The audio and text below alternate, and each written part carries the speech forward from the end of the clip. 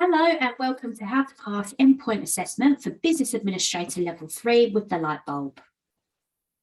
So throughout the first 12 to 15 months, you'll be completing all of your learning with your Learning and Development Mentor. Part of that is our mandatory workshops that you must attend, and there'll be workbooks following each one of those.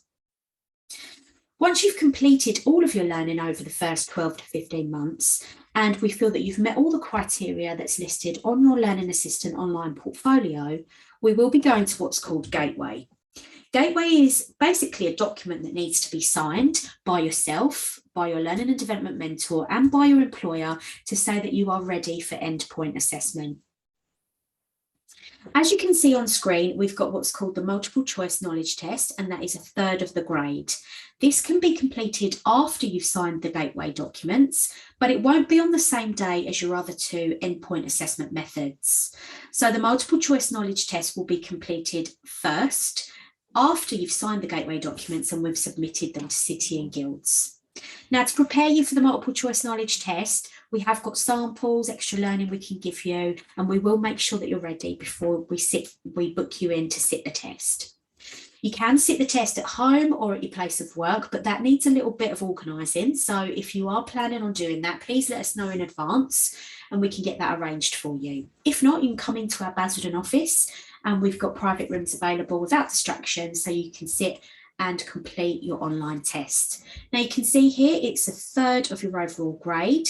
Pass mark is 30 and distinction mark is 40, and it's out of 50 questions, and the test takes 1 hour to complete. The test itself is based on all of these units here on screen, and as we scroll a bit further down, it gives you all the criteria that you need to meet. So throughout your learning, we'll be making sure that you've learned all of these areas, and all of these areas are included within the sample paper. So once the test has been sat, you will get your results the same day. It might not be immediately after your test, but as soon as we've got your results, we'll give you a call and let you know.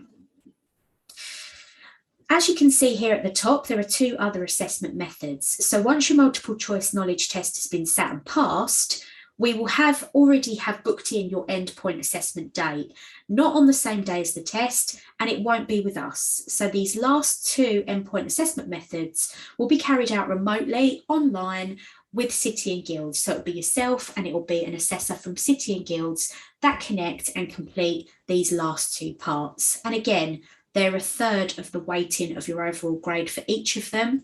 And for the portfolio-based interview, you must meet all the pass criteria. And the same for the project improvement presentation, all pass criteria must be met.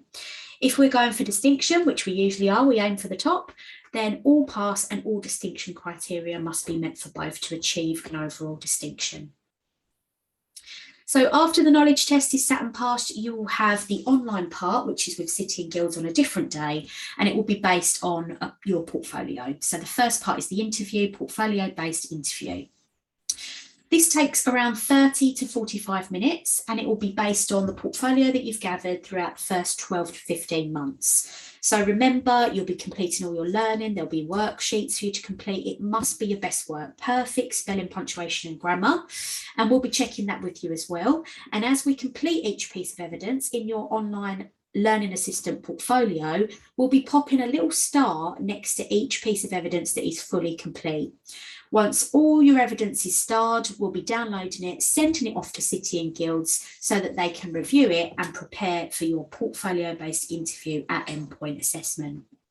So in your portfolio, you will have met all of this criteria. So when you go onto Learning Assistant and you look at the criteria within each unit, this is all what you need to meet. And as you complete each section, we'll be marking your work and we'll be cross-referencing it into your portfolio. Actually, at level 3, you can do this yourself. So please make sure that you understand how to do that and attend the Learning Assistant training so that you can map your own evidence in.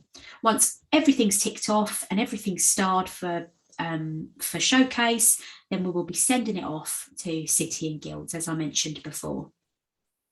Also within your portfolio, you'll be completing a project. So your project can start from month 9 onwards. So when you get to month 9, you want to start talking about your project with your employer. Hopefully you already have something that you can use as your project. but also speak to your learning and development mentor as well, because they can support you with giving you ideas for your project. So at month 9, you start to complete a Word document that has all the evidence in of the project that you've completed from start to finish. So between months 9 to 12 to 15 is when you need to complete that. And that Word document needs to be between 2,000 and 5,000 words.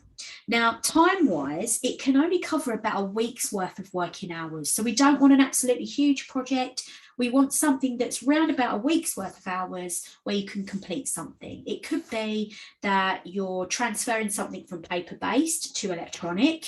It could be that you would like to put a checklist in the front of every file to make sure everything's in there.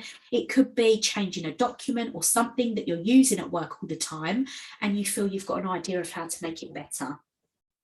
There are certain things that you need to make sure you're including within this project. One of them is to make sure that you're having meetings about the project itself. So you might need to meet with colleagues or your managers to communicate and talk about the changes that have been made, and also to review how it's going. You also need to be able to coach somebody else on the change. So the project that you're doing, let's say you are creating that checklist and you've trained other people on how to use it. Maybe there's a new system or a new spreadsheet you're setting up, and you've shown somebody else how it works and what they need to do. So that coaching is an element of it as well that sometimes learners struggle with. So make sure that you're keeping these top tips in mind when you're planning to start your project at month 9. At the endpoint assessment, you will be presenting your project. So you will be setting up a PowerPoint or a Prezi presentation. It's 10 to 15 minutes. And you will be picking out images and the highlights from your project Word document, and you can screenshot them into your presentation. Don't be too heavy on the text though. Even though the Word document is 2,000 to 5,000 words, we don't want all of that in the presentation. We want roughly 10 to 15 slides that last 10 to 15 minutes and covers all the criteria that it needs to cover. If you're using notes at the bottom of your presentation, be careful that it doesn't sound like you're reading from a script. So it's very important that you're using your presentation skills and you're displaying the slides and the things that you need to display on screen for the assessor, but you're also, you know, the flow is good and it's good timing and you're not stumbling over words because you're trying to read from a script. Plus, sometimes a lot of text on the screen, it can throw you off a little bit and you can lose where you are. So it's much better to have just sort of key points on the slides. If you're struggling in any way with presentation skills, again, we'll be practicing this lots of times before you actually complete it at your endpoint assessment. We do things like mock endpoint assessments and other presentations throughout the course so that you can get a feel for how it should be and get some feedback on it as well. Now, remember, you've also got criteria to meet. So what you can do is you can go through your project and your presentation and make sure all this criteria is met. And also your learning and development mentor will support you with this because they'll go back through and they'll listen to you present and give you feedback on what criteria you've hit and what criteria you still need to meet. Maybe you need to add a little bit to your slides in order to get it ready for the endpoint assessment with City and Guilds. So at the very end of the endpoint assessment day, so the day where you've completed the portfolio interview and the presentation, you won't get your results immediately. So just to bear that in mind, it can take between a week and about 20 working days is the most. And it will be a fail, pass or distinction. They will give us a little bit of feedback as well. So if we weren't to achieve a pass, maybe we achieved a fail, we would get feedback on that and you are able to resit or retake if needed. So we can give you further advice on that as and when it happens, but hopefully all will be good and you'll achieve a pass or a distinction. So as I say, you won't get it immediately on the day, but you will get it about a week after. That's usual practice to get it a week later.